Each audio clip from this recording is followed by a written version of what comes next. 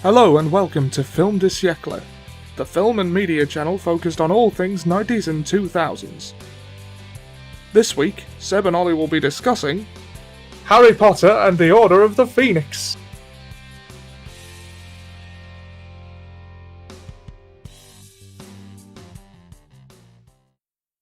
Happy New Year and welcome back to Film du Siècle, where we discuss all things TV, radio and whatever from the 1990s to 2010.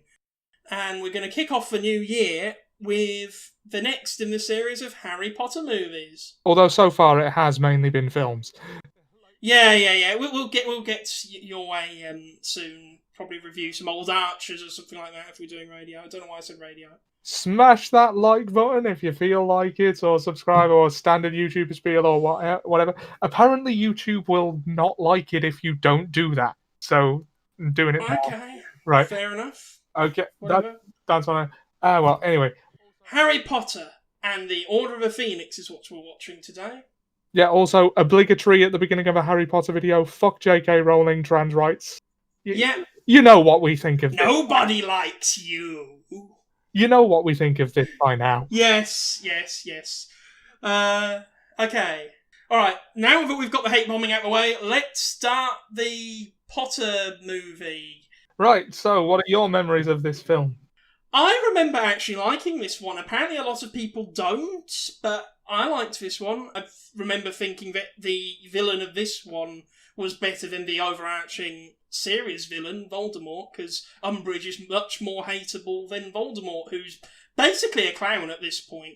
Oh yeah, I'll get into that after the film, but... Yeah, because this is the first one where they start being really weird with how they portray Voldemort. Like, they have these visions where he's standing in front of a green screen going, ah, and pulling funny faces, and then he's standing on the train platform wearing his suit.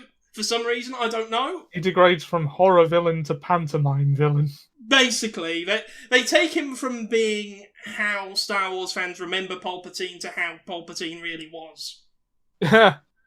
I just like those weird poses he does in front of the green screen with the smoky background, like he's posing for some sort of Vogue cover or something. That wasn't a dig against Palpatine, by the way. I would happily watch a version of the prequels where Ian McDiarmid plays everyone. I love the ridiculous camp. Yeah. Somehow Palpatine has returned and is everybody now. Including me. Including me. What else was notable about this one? Sirius Black died in this. Yeah, he did. Actually, at the time, I don't remember liking the way they portrayed his death scene, because I thought it was very abrupt and there wasn't really any build-up to it or anything like that. But in a way, that's better, because they managed to get across the shock quite well, and then the aftermath is brilliant. The aftermath is amazing. Okay, I know it's an over 10-year-old film, but we should probably tag spoilers in the title. Well, it's their fault for not watching them before. I think if you're interested in Harry Potter, you've probably seen this by now. Yeah, you probably know that Sirius Black is dead at this point. Yeah. Imagine skipping ahead to like the end of the Harry Potter books and reading Ginny kisses Albus. Yeah. Imagine how confusing that would be for people. Yeah. Like, bloody hell, Dumbledore, calm down. Huh. What else do you remember from this one, Ollie? Largely, I remember that one YouTube video I showed you that's not there anymore, unfortunately. It was my first Giles theme goes with everything video, and it was a fight scene in Order of the Phoenix. Do you know what? That was a bloody good fight scene. Do you mean the fight scene where they're all fighting the Death Eaters and they all get their mark? That was a good fight scene. Started when Sirius went, "Get away from my godson," and the music came in on and then he punched him in the face. That is so good, because Jason Isaacs is at his best when he's either getting punched in the face or he's punching someone else in the face, as fans of The Death of Stalin will know. And Gary Oldman's very good at punching people in the face, so...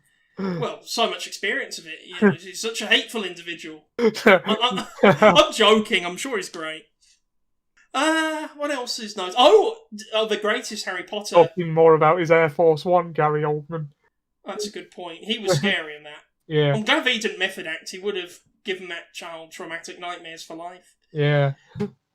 That's not most of my memory, but No. I remember the book better than the film. I haven't watched this one a great many times, to be I honest. liked the book, actually, to be fair. Oh, I also remember noting in the cinema that the spell that killed Sirius was Avada Kedavra and not Stupefy as it was in the book, which, What, was that all it was in the book? yeah, he was hit in the chest with a stunning spell and fell through that veil, and it's implied that that killed Ah. him.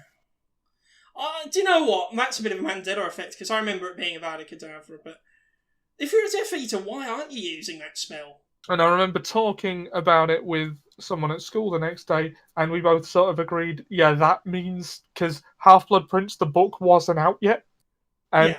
we both sort of agreed that that meant that Sirius wouldn't be coming back. Yeah. Although, wouldn't it be a turn up if he did? Yeah, there was a bit of Ambiguity? speculation. Yeah, there was a bit of ambiguity and speculation in whether or not Sirius would actually be dead. I mean, is this people in denial, or is it just that the book didn't do a good job of establishing that he did die? Because I remember it being quite final. Well, he was hit by a non-lethal spell and disappeared. So, like, Well, yeah, but if I touched a car, it wouldn't be lethal, but it would be lethal if it hit me at 50 miles an hour. yeah, but he fell into a portal and we don't actually know what happened to him. Although Half-Blood Prince confirms pretty early on in the book that Sirius is dead. Because Kreese had no choice but to obey Harry, which means ownership had passed to him, which means Sirius was dead. Yeah. Do you know what? This movie also features the return of the greatest of Harry Potter characters. Oh, go on.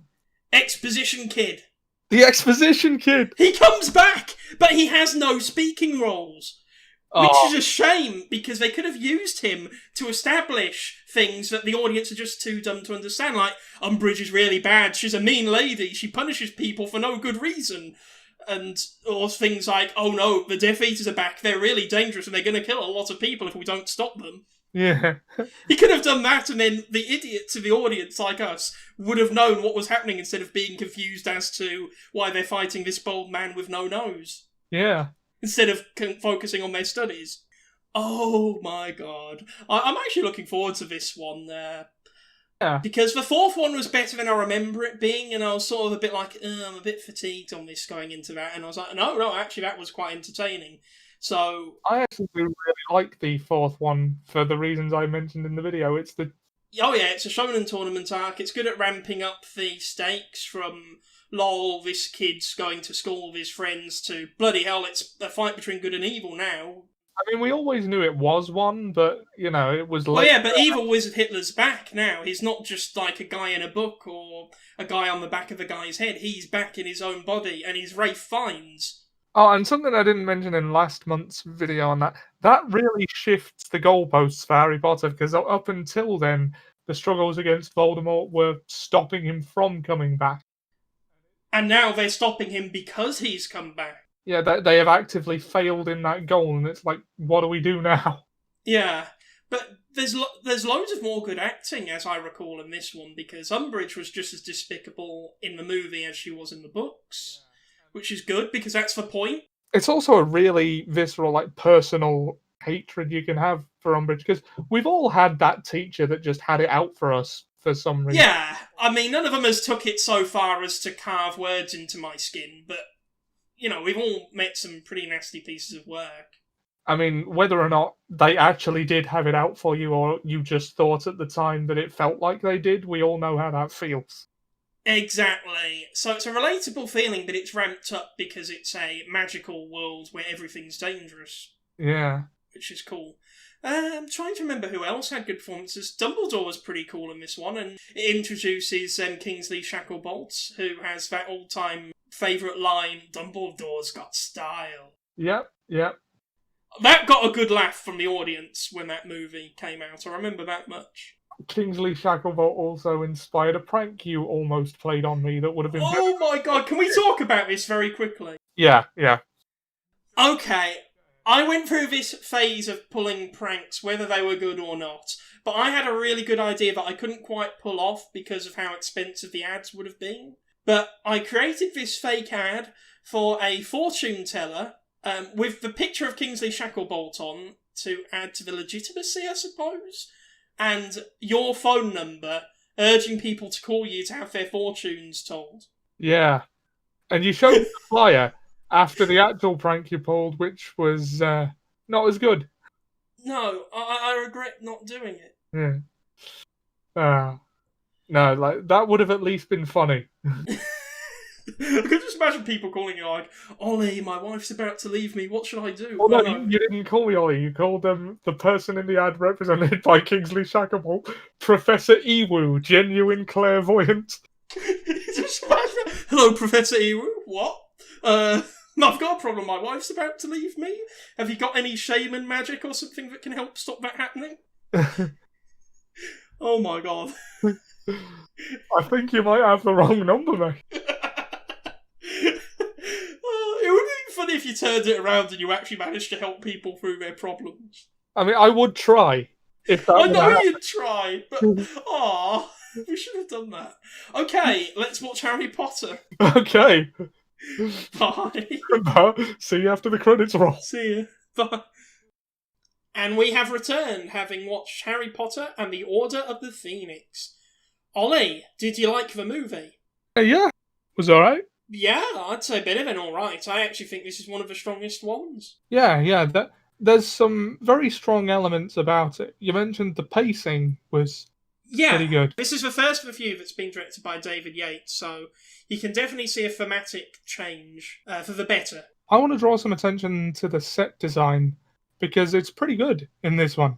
Yeah, absolutely. The colour schemes, the colour palettes, everything. I mean, from the beginning when it's unseasonably hot and everything looks really dry and yellowed grass. And everything is meant to convey the mood of the scene. Because, like, right from the beginning where they go to London and there's that monochrome station. London do be like that. That was very realistic. Everything blends into everything else. I mean, Hagrid could probably walk through that station without causing a stir. Exactly. I mean, the only way that could have been more realistic and more like London is if they asked someone for directions and said, "What? You don't know the way to Kew on the Underground? What are you, some kind of idiot?" No, I'm an out-of-towner. Yeah, exactly. But they're very gatekeeper of their knowledge of the Underground. It's very strange how they take so much pride in how complicated their public transport is for people who are uninitiated. Yeah. Oh, look at this moron. He doesn't know how to get to Camden. I mean, for context, that would be kind of like someone having a go at Harry in the first year for not knowing, well, basically what Snape exactly did. Snape is a Londoner, confirmed. Yeah. That sounds about right. Okay, there was another bit I remember you talking about earlier that I kind of agreed with, where that when you go into Umbridge's room and it's all really pink and the sugar's pink and there's kittens everywhere. Yeah, that is a frankly alarming amount of pink. And an alarming amount of kittens. I mean, this person being a pussy magnet, literally. Yeah, she's clearly trying desperately to project an image of fun, cuteness, and being not intimidating, but it goes way too far and has kind of the opposite effect. I don't know how they managed that, but it was remarkably done, because you instantly get an image of this person being unhinged, powerful, unchecked, scary to be around, dangerous. Also obsessive, which she is. And Absolutely. it's like obsessive and also petty. Absolutely. I feel like half of the reasons why Umbridge is such a brilliant villain aren't intentional. It just all came together. Yeah. Because I don't know if it's just that they made Voldemort really silly in this movie onwards that does it, but she's a more intimidating villain than Voldemort. She's more hateable than Voldemort in a good way, though. As in, you're meant to hate her. It's intentional. I was going to say, she's definitely more hateable. She's Joffrey in comparison to Skeletor. Basic. That's a brilliant way of looking at it, actually. Yeah. Yeah, that is brilliant. Everything's really good about this, although there's a few choices that are a little bit odd, like the taxidermy armadillo, which doesn't feel very Gryffindor, and the fact that they're listening to like the Arctic Monkeys, who won't even become a band for another 10 years. Because isn't it set in the 80s or 90s? The 90s. 90s. I keep forgetting which one it is. And they're listening to Muggle songs from 2005, although that's understandable because it is preferable to the Hairy Troll song. Yeah, maybe don't try and make this world's own music, because the one time they tried that, it didn't go well. I like how they went too far in the opposite direction. So, oh, I know, we'll pick some indie songs that are popular today, but it's set in the 90s. Time Turner Radio, I don't know. I like how Muggle stuff is kind of in vogue at this point, because they wear a lot of casual clothing at different points.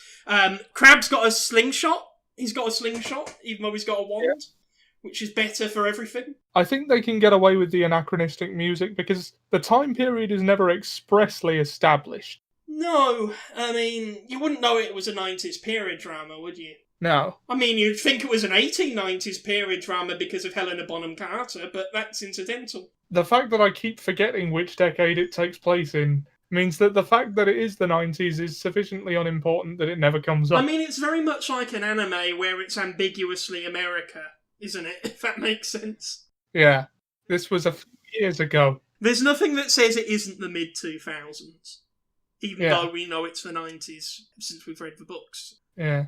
I mean, I don't think it's even mentioned there. It's interesting how this movie is so good at establishing tone, which, to be honest, all of them are good at, because the opening of this is even darker than the last one. I mean, will the ninth movie just be pure black with the Warner Brothers logo barely visible? Like one of those brightness tests when you start a new game. Yeah, exactly. Tried out glass looks good as well, I'd say. What? Dudley dressed as shitty Vanilla Ice was something that I didn't think I needed. Yeah, and also his speech has regressed since the first film. Because in the first film he was trying to sound like a pompous arsehole, like, I'll be here to open the door. And now I think what's happening is he's trying to sound street, but he just sounds like he's got a speech impediment. Yeah. He's...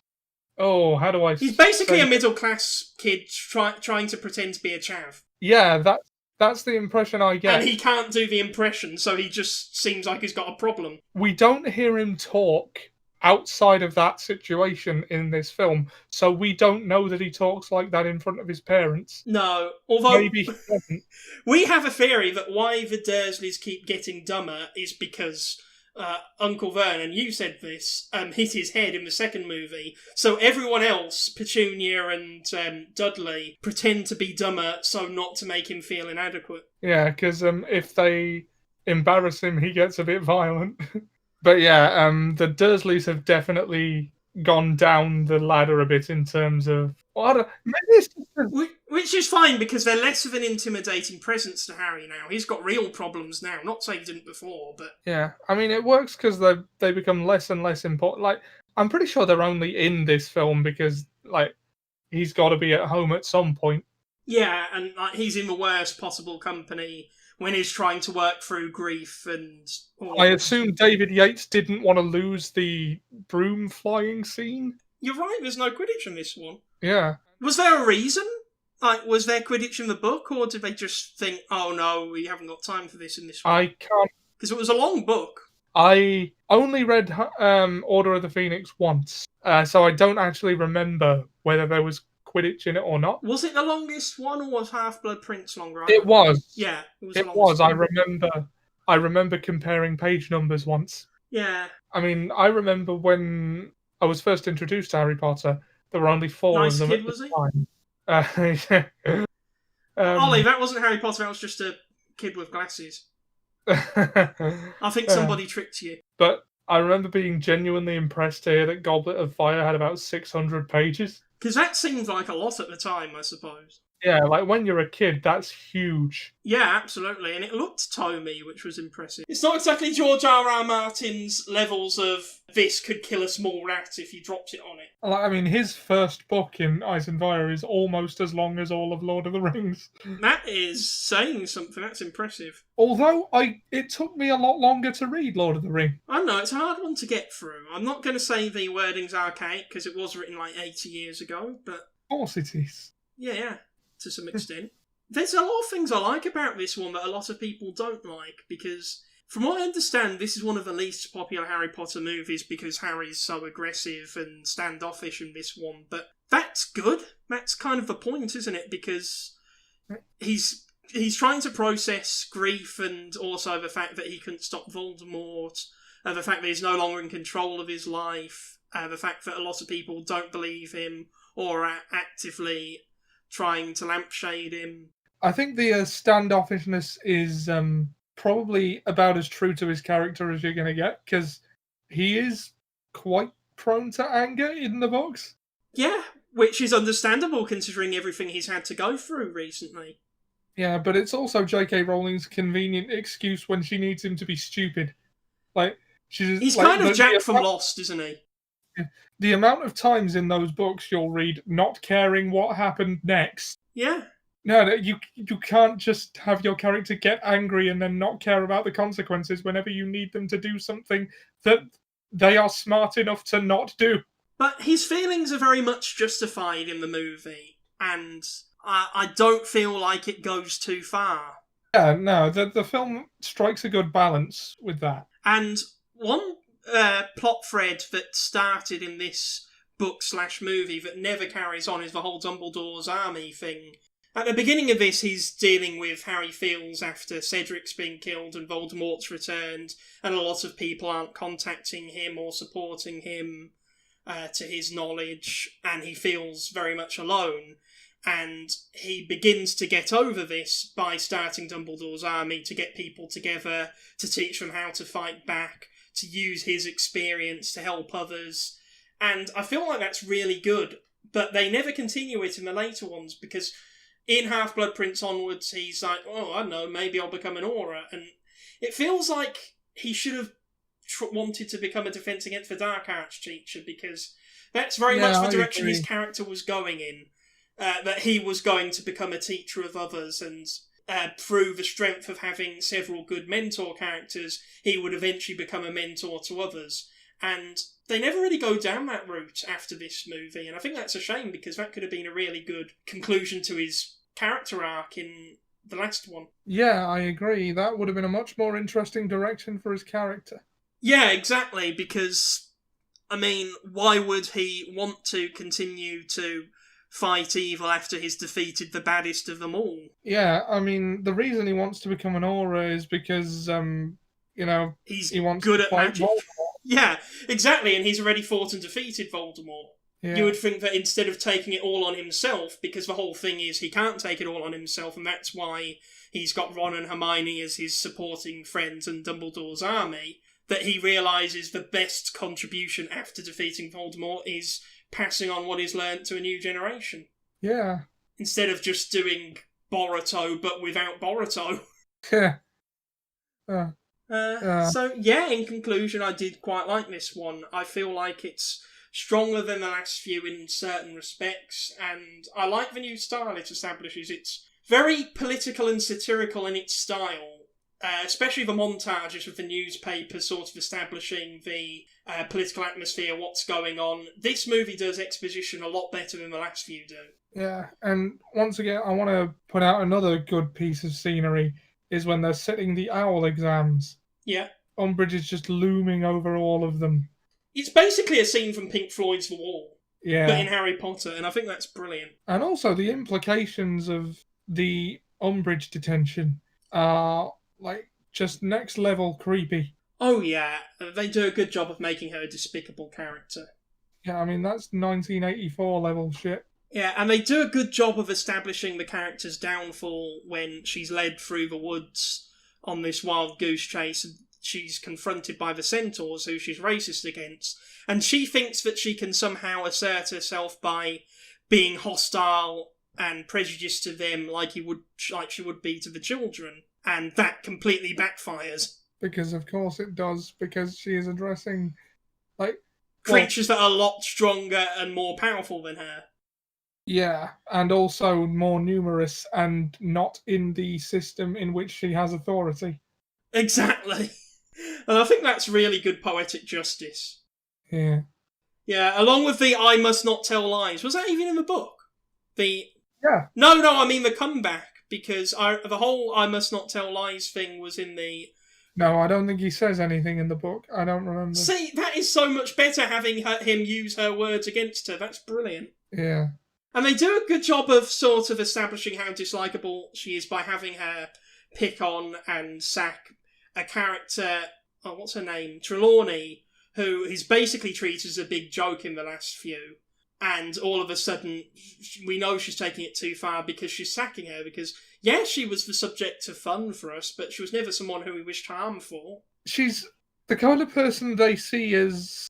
They don't take her seriously, but she's harmless. And basically, she's picking on people who are causing no harm. Yeah, I mean, you don't get more punching down than that. Exactly. That one time when you see the little kid with the cuts on the back of his hand that Fred and George are trying to comfort. Yeah, and I love what they do with Fred and George in this one, because they're a source of levity in that they're trying to cheer people up, which sets them on a good course for the next one when they buy the shop. And also it gives them a bit more purpose, because before they were just kind of anarchic pranksters, but in this one, their pranksterness almost comes across as a form of empathy and even activism in parts. Yeah. So, yeah, I like that they did something more substantial with them other than have them give Harry a useful map. I couldn't help but notice at points in the film, though, like 75% of the students would have hated Umbridge so much that any of them could have killed her and the rest of them would cover for them. Yes. No matter who it was or how they felt about them. I like the montages in this one, and I like that that's something that continues through the later movies. I say 75% of the student body because, like, the Slytherins were obviously... Because we all know that as a result of the personality test, when you're 8 years old, a quarter of people are inherently evil. Well, yeah. Yeah. I mean, that's Biology 101. There are 4 types of people, and one of them are neo-Nazis. Yeah, basically. This is the way, apparently. Okay, well, this brings me on nicely to our next question. How well did the film achieve its goals? What were they? Well, it brought the book Harry Potter and the Order of the Phoenix to life reasonably well. Yeah, it kept the franchise train chugging along. Yeah. And I feel like it added a layer of consistency that would help the next few movies, because David Yates is a really good director for the last few Potter movies. He's got a really good satirical style that works well for the whole atmosphere, with the Ministry of Magic basically being corrupt and in denial, and then in the next one they sort of become inept. Yeah. So that works really well, and it worked well for the first Fantastic Beasts, actually. It's a good depiction of students as well, because I remember thinking when we were watching it, Dumbledore's army looks exactly like every student society I've ever been in. Yes. But there is no wizard university, at least not until Harry Potter the College Years comes out. Harry Potter becomes entwined in a fraternity called Chuglug House. Chocolog House. And he has to fight a crusty old dean. But of course, as a prank, he steals the rival college's mascot, which is a hippogriff, and then gets it drunk. Potter!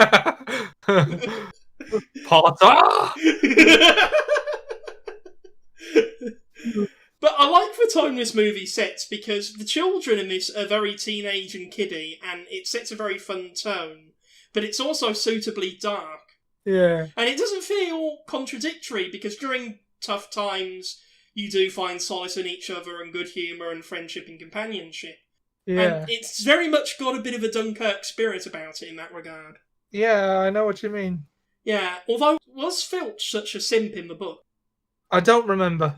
No, because there's this whole subplot where, because he's one who's always shit on in the other movies, he likes Umbridge because Umbridge is pissing off everybody who he doesn't like. Yeah. I guess that's interesting. I don't know what about... His character's odd because... No, actually, it makes sense, because in the first two, he's kind of intimidating. Once you turn 13, he's no longer somebody who would be the least bit intimidating to you, because you grow to realise he has no actual power or authority. Yeah. Also, he doesn't really carry through any of his threats. You know, he's no Walder Frey in that regard. No, not at all. Dumbledore makes his presence felt really good in this one, because he's not in this as much as he is the next one, obviously, because that's sort of his swan song.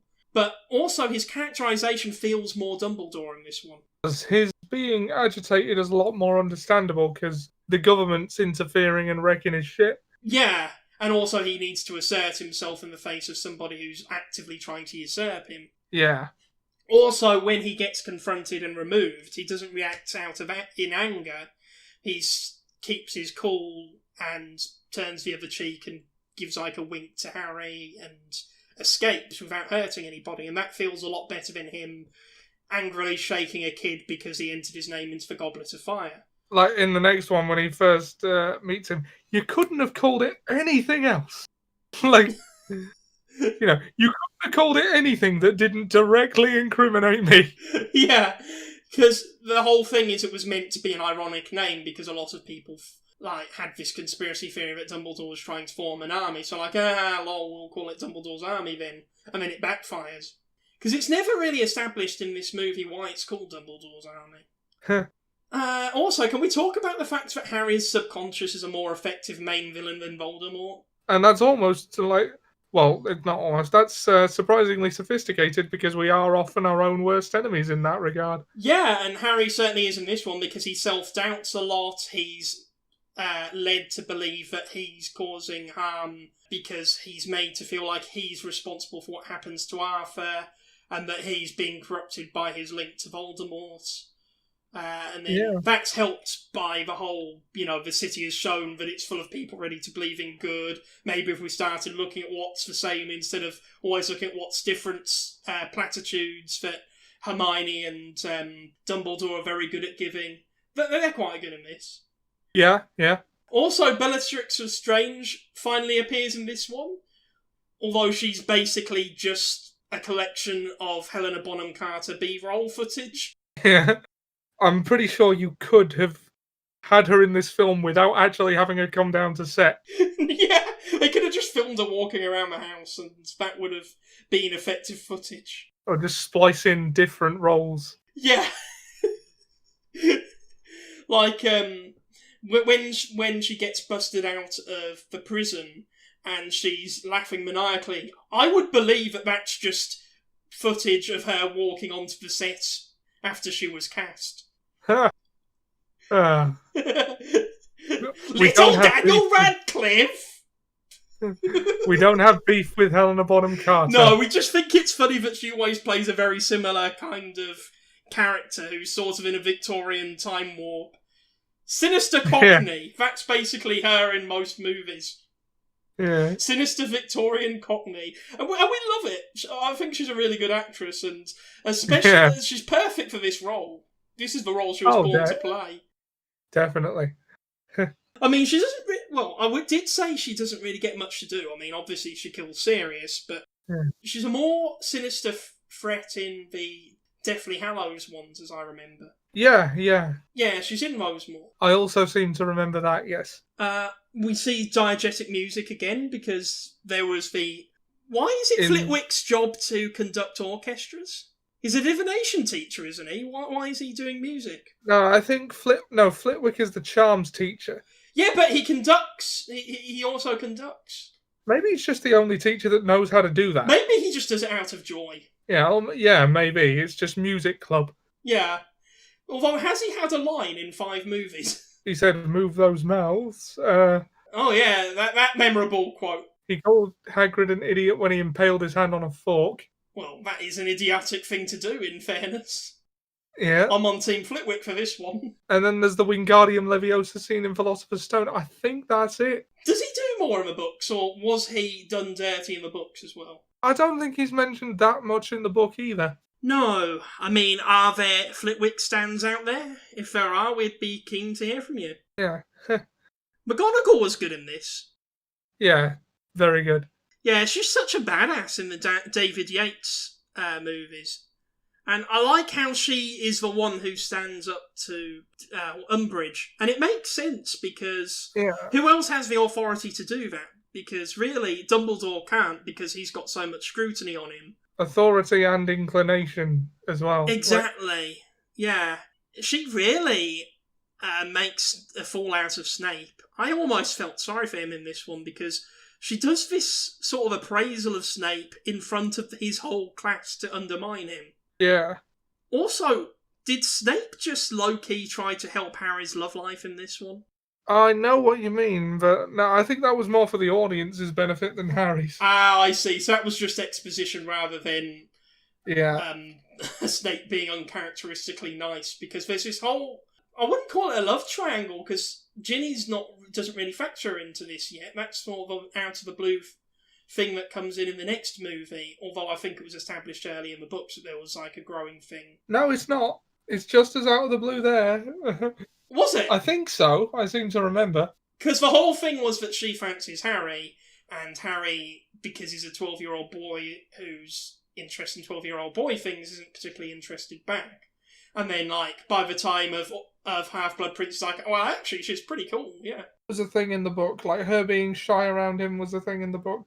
But, like, that relationship generally happens exactly the same book to film, unless I'm very much mistaken, which I could be because it's been ages since I've read them.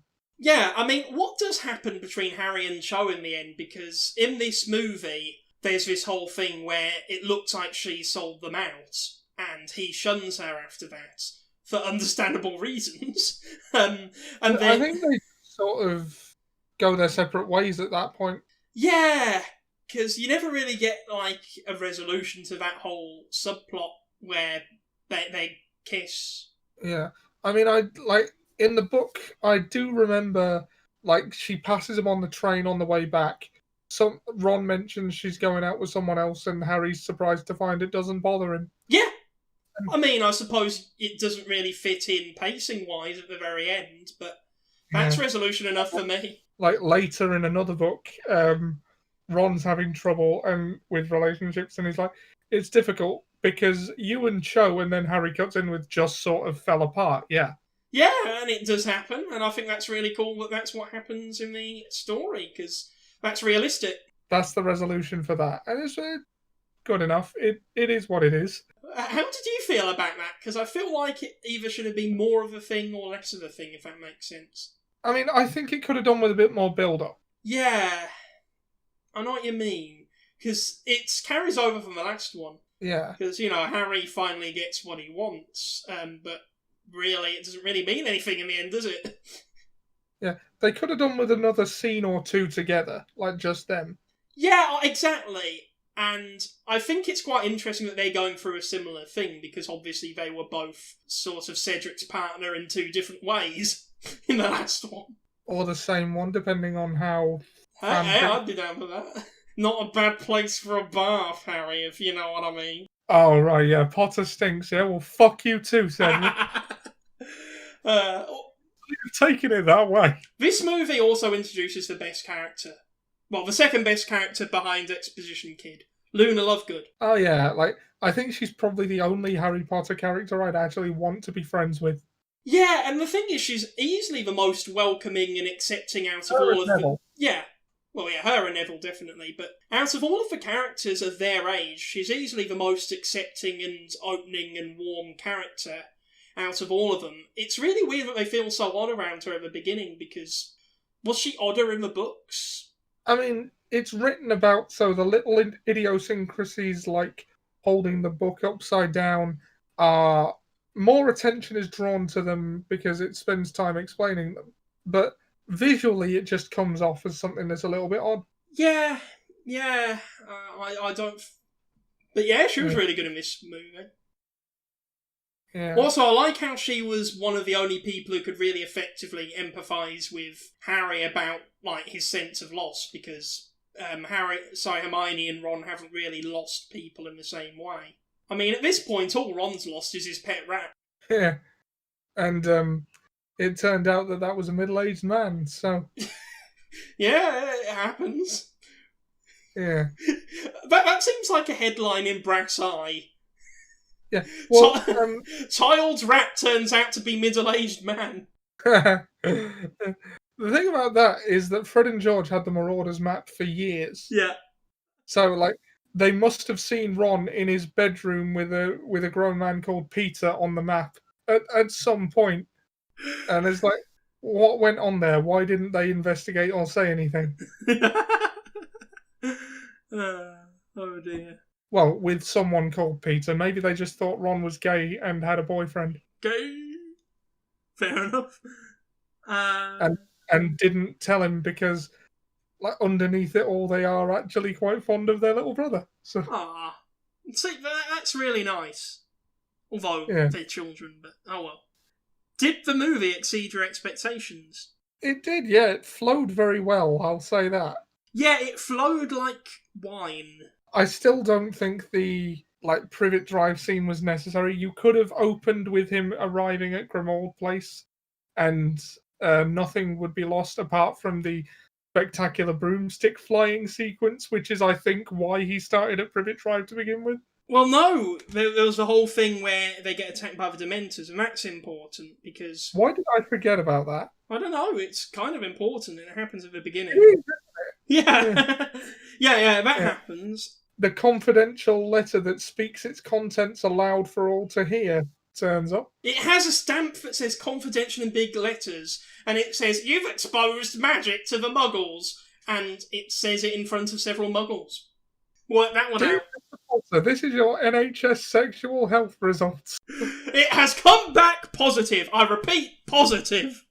Thanks a lot. The evil gargoyle transition was quite good when Umbridge, where Umbridge has a big confrontation with McGonagall, and then you hear Hermione say that evil gargoyle, and then it transitions to Hermione talking to them. That because that works as both narration and a transition. That's really good technique. Yeah, that's a J-cut, I believe. Yeah, I'd love to know all these official terms because it's kind of important for my education that I do. But Fireplace Gary Oldman also looked a lot better in this one. Yeah. Because they tried to make it so that pieces of the fire formed the face of Gary Oldman, but that didn't really look right. And in this one, they kind of do the World at War thing where his face is inside the fire itself. And that looks a lot better. Yeah, it does look better. I kind of liked the other one, though, in a weird way. Maybe it's just the angle, but it looks a bit unflattering. Yeah. Like, I don't know, Gary Oldman ate too many pork pies and now he's lying on his back while he's making this long-distance call. Yeah. Like, oh, Harry, I've had one hell of a day. That's how it kind of comes across in the last one. I liked the scene where Harry's telling Ron and Hermione about the kiss because, well, he would, wouldn't he? Because they're his closest friends. But also that felt very realistic. Yeah. Also, the laughing was genuine when Hermione says that Ron's got the emotional range of a teapot, because that was where the something to do with tea. But yeah, the scene was meant to end there, but then they just started laughing. And I like that they kept that in. It's good when organic things happen like that. Yeah, and there's a lot of good things I like, because we talk about the tone that this movie establishes when they hear Hagrid's return, because he's been gone for a while and we've not noticed, and then the happy music as they run down to the hut, and then immediately Umbridge is in the hut and the happy music stops, and I'm like, oh shit, nothing's sacred, is it? Yeah. Yeah. And then, she's such a bitch. She is, but that's good, because she's meant to be. The movie's done a good job of establishing this. I mightn't even bother unpacking at all. Oh, bloody hate her, I do. Yeah. So yeah, the movie did exceed my expectations because it was a lot more competently made than I remember, and there's a lot of techniques used that I've never really thought that hard about before. Yeah. Is there an element in this film that particularly appeals? An element in the film that particularly appeals? I'm not sure, to be honest. I mean, I've mentioned stuff I like the set design and the pacing, but none of those would appeal to me like in an advert. They're not things I would go to see thinking about. So you're saying the production? Yeah, I mean, in hindsight, yes, the production, but as a piece of media, I probably wouldn't have gone into it thinking about that. Mind you, at the time, I went to see it because it was Harry Potter, which I was still into at the time. Yeah, it's well directed, and I like the whole dynamic between Dumbledore's army. That appealed to me. I like that we finally get to see Neville as one of the team, if that makes sense, and we get Luna as an introduction, and I feel like both of those characters add a lot to the group. Yeah. Because all five of them feel like five distinct characters, and that's one thing I will give the books. Yeah. Yeah, that is true. They do a good job of that.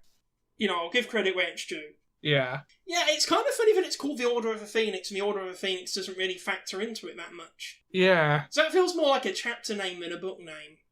I mean, the Order of the Phoenix show up to save the kids after they've put up a valiant effort at the end. That was good, because they all get their moment to shine.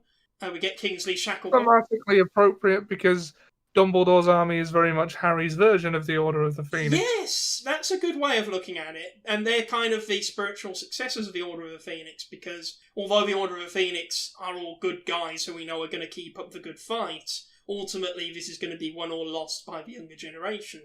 So, yeah, I like that, actually. I mean, you couldn't really call it Dumbledore's army without confusing a lot of people, could you? Because really it ought to be called Harry Potter and Dumbledore's army, but that would confuse a lot of people going in. You need a "the" in the title. Harry Potter and... Yeah, Harry Potter and the Dumbledore's army. He's now a collective, the Dumbledore Collective. Yeah. Imagine if there was more than one of this guy. How does the film hold up today, would you say? Pretty well. Again, no timed elements. Except for the Arctic Monkeys music, because let's face it, the Arctic Monkeys are one of the best indie bands of the 90s. Even though they hadn't formed for another few years. Minor detail. Oh my god, I really love that 50s band, the Bee Gees. We all remember Elvis from the Second World War.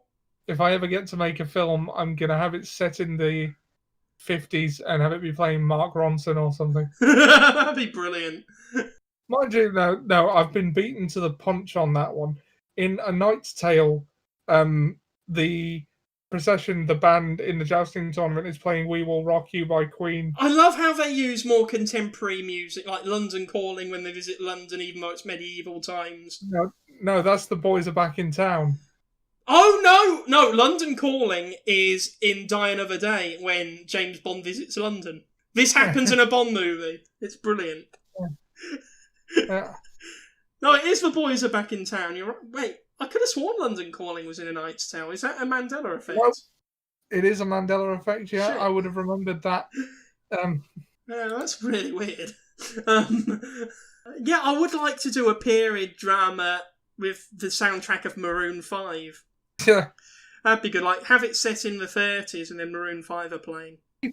Like Depression-era New York City. Oh, they probably had payphones back then. And she will be loved. What were we talking about? Good question, Ollie. We were talking about how well the film holds up today. Yeah, and then we just got carried off on a tangent about Maroon 5. Anachronistic music. Just want to make it feel beautiful. So how well do you think it holds up? As part of the larger series, as well as ever. There's no dated CGI like in Chamber of Secrets. There's no... if you liked the film back then, you'll like it now. Sort of thing. Yeah, and you kind of have to like all of them or not, because they're kind of 8 intertwining stories. No, I don't think you have to, but it does help. But what I'm saying is, if you weren't a fan of the first 4, then this probably wouldn't appeal to you. Yeah. Was the film received appropriately at the time? Probably. It's Harry Potter. How well did it do? It's quite a late one in our time period, 2007. It had a budget of between 150 and 200 million. It's weird how it's not more specific about that. But it had a box office of 942 million, which seems quite high. I'm curious. Yeah, that seems really high. How did the last one do? Bloody hell. $1 billion. Yeah. Let me have a look. Harry Potter and the Goblet of Fire. I think... It did better than the last one. Yeah. I think... and that would have been with 2 years of... I think Sirius's death would have been something that helped with that, because... What, people really hated Gary Oldman? No. If you remember in the lead up to the release of the book, it was a big story that one of the major characters was going to die. And people were guessing that it would be either Hagrid, Ron, or Hermione.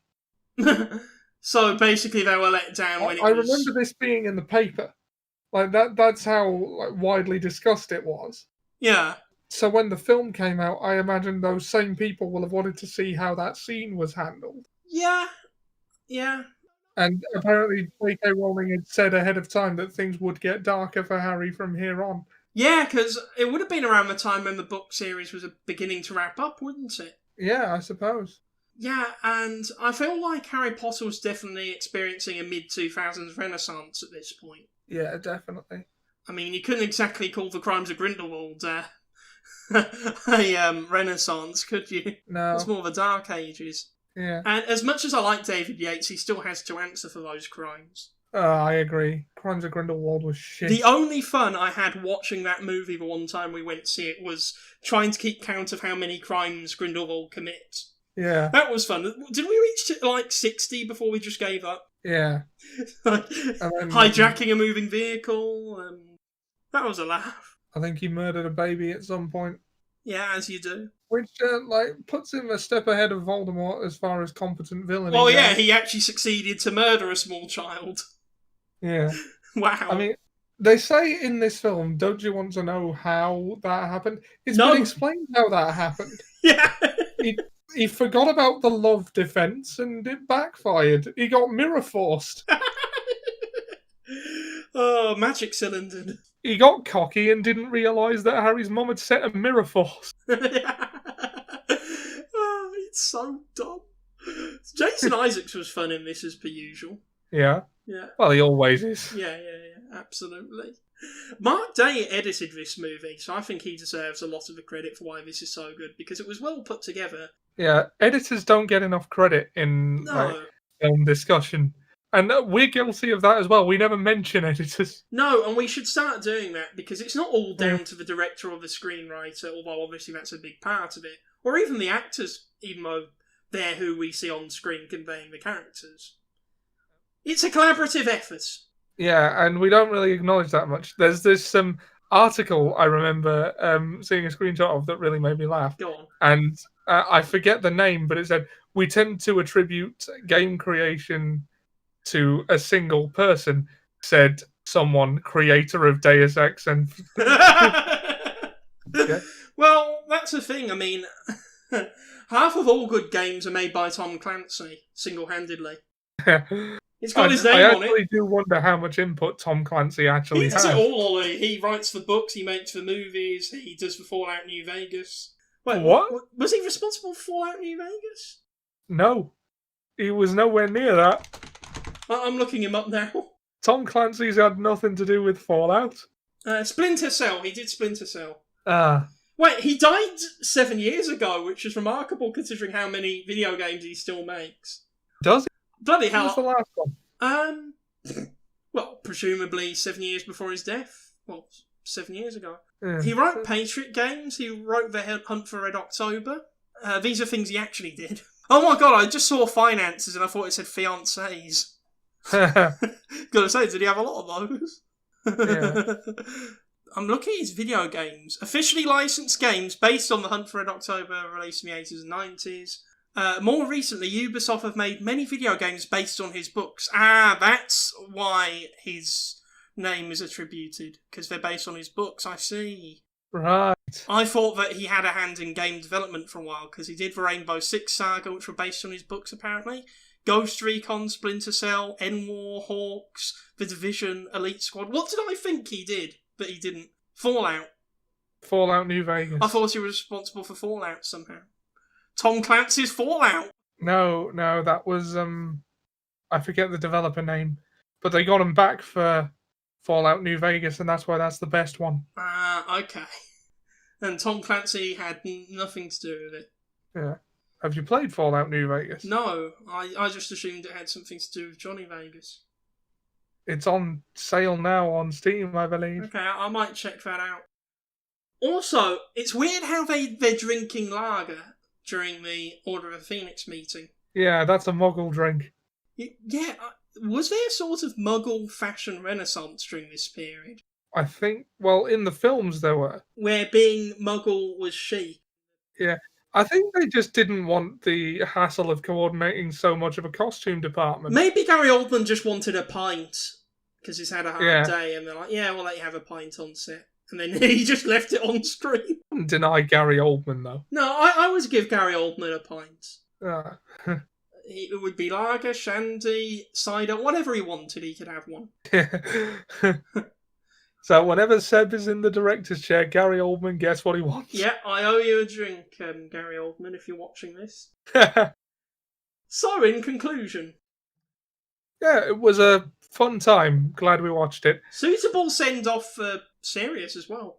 Yeah, surprisingly well-paced, good set design. The actors obviously have really come into the characters. We haven't even mentioned the actors' performance because they're really consistent. Yeah, and the teenage actors were also all going through their real-life educations concurrently while they were filming this, so they did a good job of holding it all together while doing that. Yeah, absolutely. Yeah, because they basically had to go to a real school and an on-screen school at the same time, both being taxing in their own regards. Yeah. I mean, they'd have been sitting real exams at this point. They'd been doing their A-levels, wouldn't they? Not A-levels, GCSEs. Yeah, I do not envy them the workload. Oh, absolutely not, especially with having to do stunts and shit with wands. Mind you, as an after-school activity, I wouldn't have minded doing that. Yeah, but the thing is, when you're doing it for work and you're probably having to do long shooting days, yeah, they did a good job of wrapping up these movies as quickly as they did, because there'd be a new one every year or two, and they still had to work around these kids' full-time educations and safeguarding them. And, I mean, we're talking about how Chris Columbus stayed on as one of the producers for, I think, all of the movies.